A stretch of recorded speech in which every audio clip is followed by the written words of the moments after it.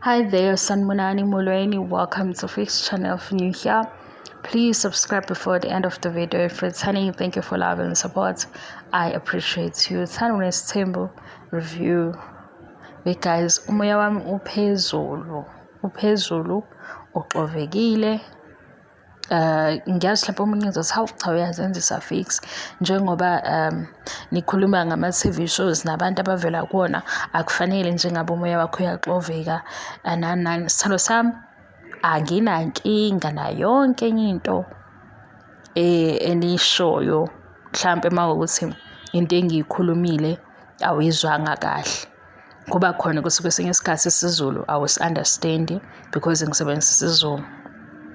Kwesinye isikhathi kuba khona futhi ukuthi usungilalele ngendlebe yokuthi my favorite wife ubani kuwena ngale. Kuba khona futhi ukuthi i-TV show lesibukayo wena uyizwe kanjani because angeke vele sibuke le TV show sibuke ngendlela efanayo sibe sihlukene ngendlela eziningi. Ngeke ngayibhala le comment ngibhalele omunye ethi mhlambe ethi singamaxoki ekhomenta kwivideo endala ngambhalela ukuthi nango 2030 or 2040 ma ishow noma yiphi esinye TV show eyofika kenzeke enye into athi umuntu ishubile omunye ethi hawu ayishubanga omunye athi hey ziyakhala omunye ethi hawu inganekwane njengamanje njengoba ikhona i-TV show khona ngempela yabo eba entertainer ngendlela e-right khona abanye bathi sesibhorekile because baphinda i-storyline.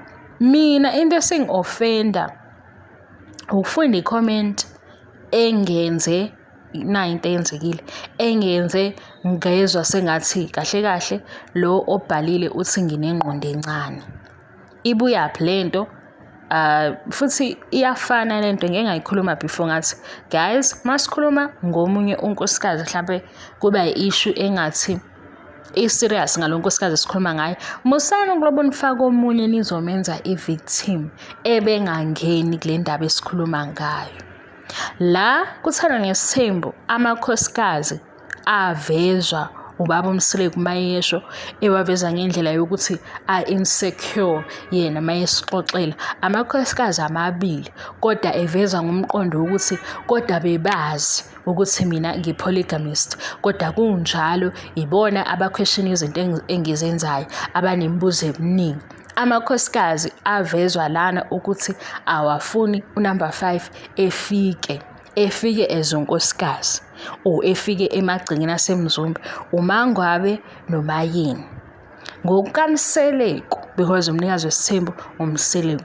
So uMacele maye esejabule kakhulu ngo-season 8 nala ehleka khona mhlawumbe mangaze ke unake lento yokuthi uhlekani abantu bephendule ngendlela eziningi into etrendayo social media.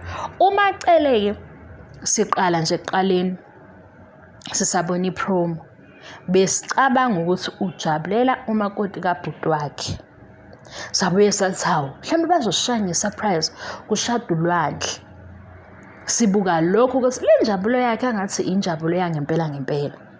Uma sengenza ivideo ukuthi uMacele uhleka uMangwabe noMayeni ngine-reference kuthando nesithembu la okuvezwa khona ukuthi amakhosikazi anesikhwele imaphi amakhosikazi aquestion izinto imaphi abaphager ifoni kaMseleku uMangwabe sakuthola lokho abatshelwe uMacele ebusweni noma wayengekho direct kodwa ikhuluma ukuthi nje makukhona unkosikazi kaMseleku onenkinga nezenzo zakhe uyazenzisa yena wayecabanga ukuthi uzomshintsha yini ikhamera yayihleli kuMangwabe.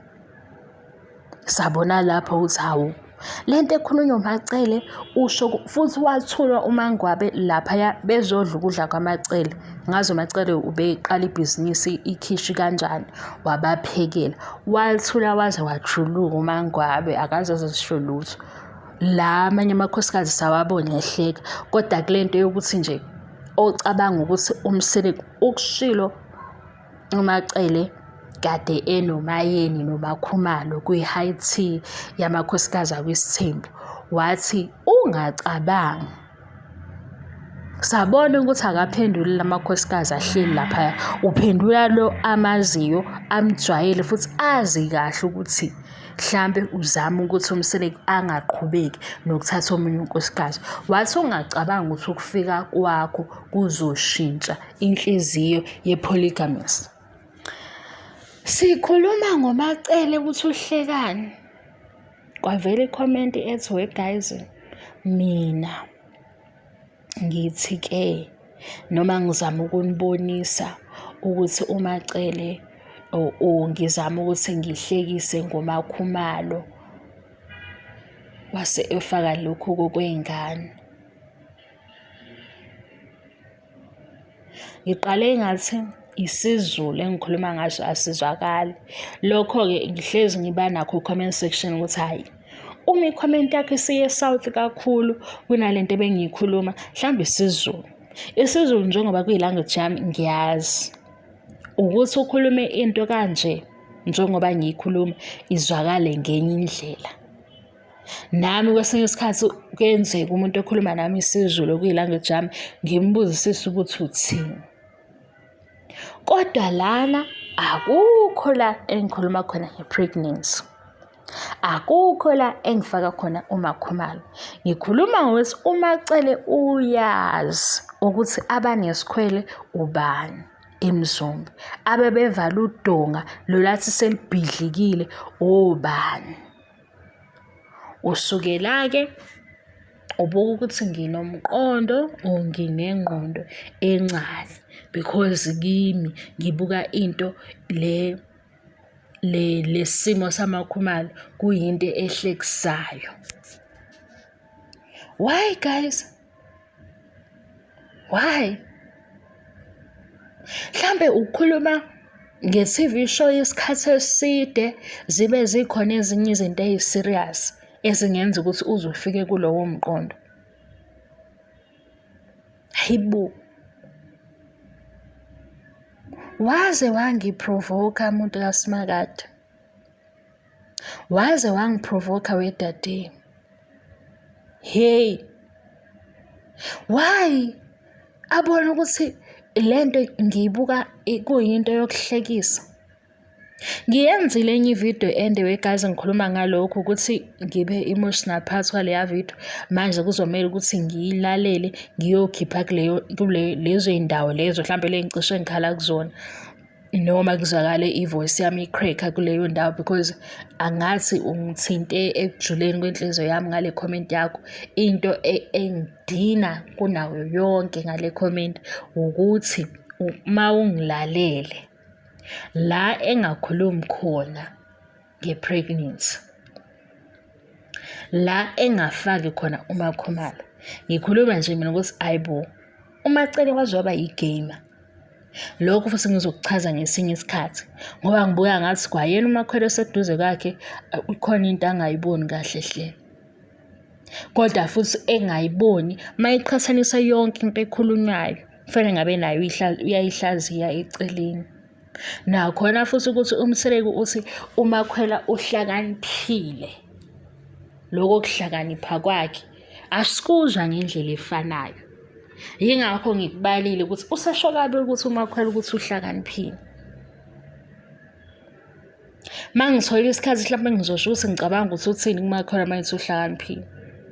Bengingasho-ke nge-English language ukuthi mhlambe-ke nami ngithi umncoma ngalokho ukuthi English yakhe uyayithanda English yakhe akame kancane ngayo, kodwa uthi kuMakhwela uhlakaniphile. Lokhu kuhlakanipha lokhu sizokuthatha sikubeke mase siyixoxela njengoba ngixoxelana guys. Because ngi-offendile i-comment yalo muntu yalo dadeni. Mhlambe angazi vele ungizwe kanjalo ngempela indlela angizwe ngayo uyangidelela. Hayibo. Benginelist yezinto engithi ngizokhuluma ngazo namhlanje. Umoya wami uyanqaba ukuphakama. Because ngibuka nje into ebucayi nento esengiyiziba isikhathi eside kusukela ishow ngiyibuka ku-season 5 okuyiyona season engibuke ngayo uthando nesithembu ngaze ngayoqeda. Kwaphela u-season 6 kwawukuthi ngiyalandela. Season 7 amanye ama-episode ngibuye ngiwakhohlwe ngazi futhi kodwa ngithi angizizwa sengathi ngizokhuluma amagama right.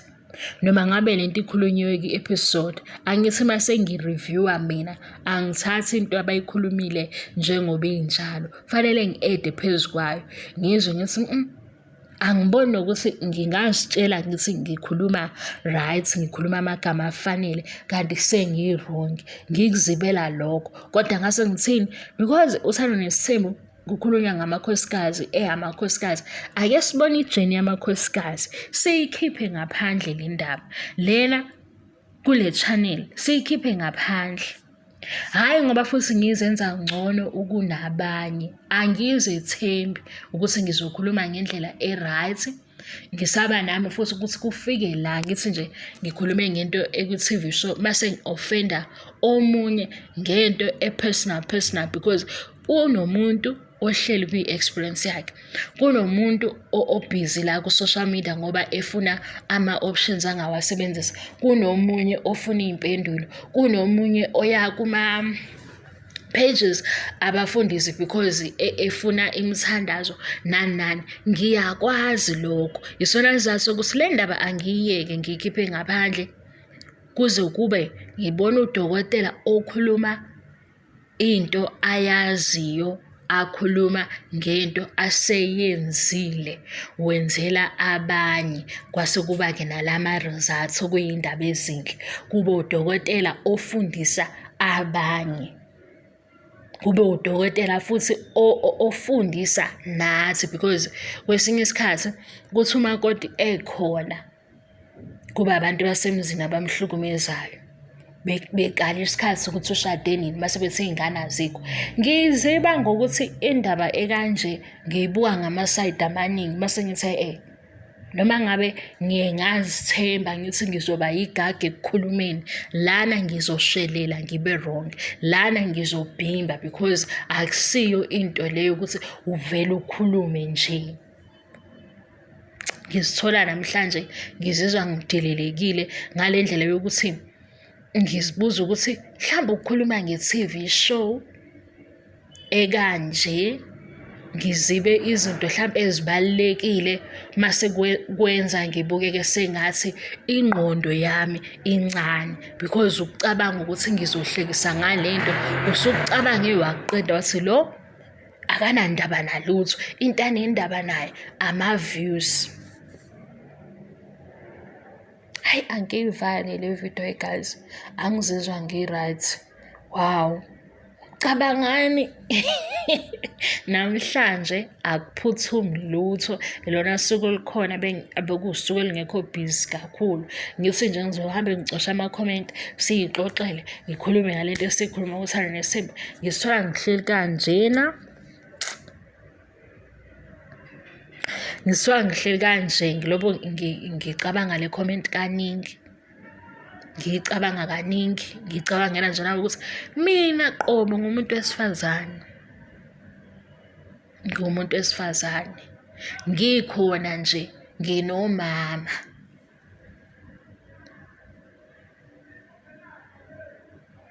Angazi noma indlela engikhuluma ngayo iba nenzondo yeqiniso ungifunele ukuthi lokhu engiqonda ukusho ngibe ngikhulume ngomacele noma ngabe noma yini kuphela. Hayibo guysini. Wow. Kaze ngaba confused, ngaba offended. Kodwa-ke yinto engathi ngizoyenza ukukhuluma la, okusho ukuthi uma kuwukuthi bese ngiy'tshela ukuthi ngiyazi ukuthi abantu bazokhomenta noma ngayiphi indlela. Namanje ngiyafunda futhi ukuthi kuzokwenzeka into efana nale. Yazi umehluko yini? Anginankinga nawo wonke amanye ama-comment. Onke amanye anginankinga.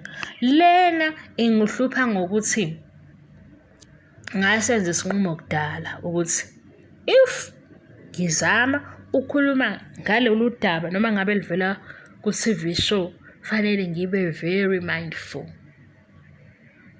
Lolu daba engithi ngifisa ngathi ngikhuluma amagama ngiwabale ukuze ngiyizwisise ukuthi ngithini.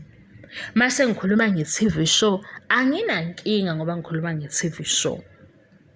Lana iyona ndaba esazi ukuthi nayi ijeni kabani ku-TV.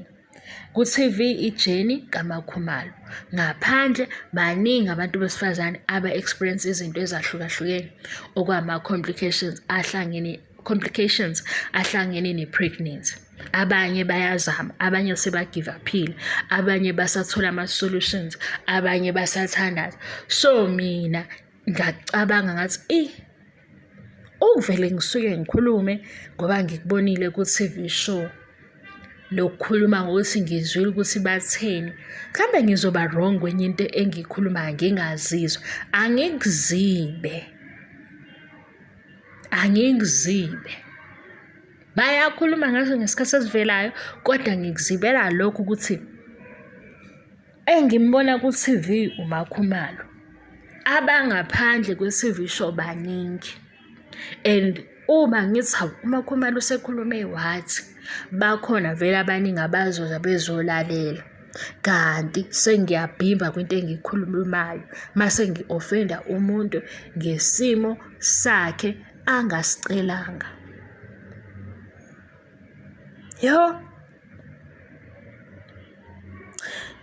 Ngizoqhubeka ngikhulume ngayo le TV show because kusayiyona engithi noma ngiwabukile amanye noma ngingayibukanga i-episode ngibonile mhlambe siyogcina ngikhumbule ukuthi hawu phela lento bayikhulume ku-season 6 ngiyibuke ukuthi indlela sebeyikhuluma ngayo manje iyafana yini nangendlela bayikhulume ngayo ku-season 6 kube yilokho.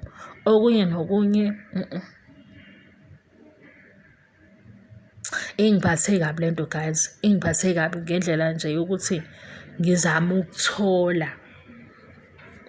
ukuthola ukuthi ngempela ubona ukuthi ngingenza into efana naleyo. Hayi, seyinde nale bengithi izoba mfishane ngoba nale ende enye yokuqala engiyenzile iyafana nale. Ngizowafaka omabili because ngicabanga ukuthi ukuthulula lokucasula kwami ngicasula ile comment kuzokwenza ukuthi ngidlule ngibuyele kwilist yami yezinto bengithi asikhulume ngazo zokuthanda nesembu ezingihlekisile ku season 8 ezinye ngathi hawu ayike nayithanda ingane kwami kulo muzi. Kuningana khona okungihlekisile, kuningi futhi engikubone kwabayingane kwami. Ngizoqhubeka-ke nokuzama namhlanje nje kodwa usuku lami lumoshekile. Alakapheli usuku. Ake ngithi nje kulesi sikhathi ngibone le comment ingimoshile, yangimosha nje. Ngaze ngathi kunomuntu ohlala angicabanga abona ukuthi ngingavele ngisukeleke ngithi ngifuna ukuprovoke uNkulunkulu. Because ezinye izinto zi-beyond ukucabanga kwethu, zi-beyond ulwazi lwethu nangathi empilweni yethu. Ezinye izinto zinjalo, zi-beyond ukuthi siyazi, zi-beyond ama-plans esuwenzile, zaziwa ilo osibekile emhlabeni for isikhathi asibekele sona. Ayikho into engiyibuka ngiyazi ngokuyibuka ngalolo hlobo ukuthi ezinye izinto zaziwa uNkulunkulu, ezinye izinto uyoyi-understanda kangcono esibukela zona. Mase mina uthi ngifuna ukumprovoke because into oyishoyo mawubuka ukuthi ngingahlekisa nendlela ngey'ndaba ezikanjena, ngibuke ngathi nje umuntu ohlekisa ngento efana nale kufana nomuntu ogulele umntwana mhlawumbe ukuthathe nje lokho uhlekise ngakho kanjani. Ngithi mina uthesta uNkulunkulu kabi ngoba uzosuke ekulethe eduzane mase ubona ngawe le pain yomunye uyi-understande ngawe.